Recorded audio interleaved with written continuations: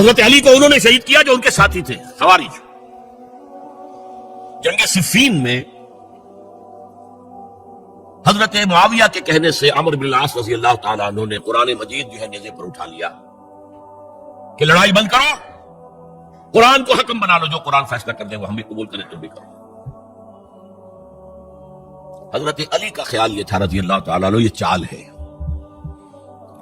اور انہوں نے روکا اپنے ساتھیوں کو، لیکن اکثر لوگوں نے کہا قرآن آ گیا بیچ میں، اب ہم کیسے ہتھیار چلائیں؟ اس میں میرا ذہن جاتا ہے ایک حدیث کی طرف، بڑی اہم حدیث ہے، اور اس کے راوی حضرت علی ہیں۔ حضرت علی فرماتے ہیں کہ حضور نے فرمایا انہا ستکون فتنۃ، ان قریب ایک بہت بڑا فتنہ گنما ہوگا۔ حضرت علی فرماتے ہیں میں نے عرض کیا مل مخرج منہا یا رسول اللہ، اس سے نکلنے کا راستہ کون سا ہوگا؟ فرمایا کتاب اللہ فیہ خبر ما قبلکم ونبأ ما بعدکم وحکم ما بینکم، اس قرآن میں تم سے پہلے لوگوں کی خبریں موجود ہیں، بعد آنے والوں کے حالات موجود ہیں، اور تمہارے درمیان جو اختلافات بھی پیدا ہوں گے ان کا حل موجود ہے۔ تو کیسے نہ مانتے مسلمان؟ قرآن کو حکم بنایا جا رہا۔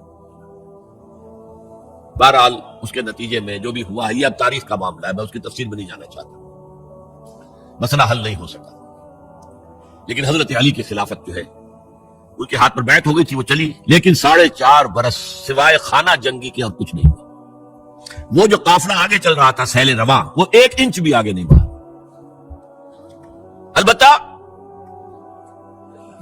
قیصر روم نے جب دیکھا یہ تو آپس میں لڑ رہے ہیں، اب موقع ہے میں حملہ کروں، چونکہ وہاں قریب ترین تو حضرت امیر معاویہ بیٹھے ہوئے تھے نا، شام سے ملحق تھا نا آگے قیصر۔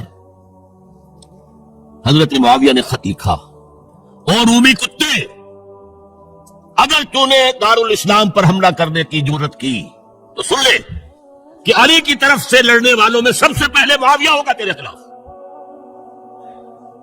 لہذا اس نے جرت نہیں کی۔ بہرحال حضرت علی کو شہید کرنے والے تھے ایکسٹریمسٹ جو خود ان کے اپنے ساتھیوں میں سے تھے۔ انہوں نے کہا وہ حکم کیوں مانا؟ ان الحکم الا للہ، اللہ کے سوا کسی کا حکم نہیں، قرآن حکم نہیں ہے، کیوں مانا تم نے؟ اور اگر مانا تھا تو آپ حکم کے بعد کیوں نہیں مانتے؟ چھوڑ دو خلافت۔ بہرحال یہ کہلاتے ہیں خوارج، جنہوں نے بغاوت کی ہے حضرت علی کے ساتھیوں میں سے۔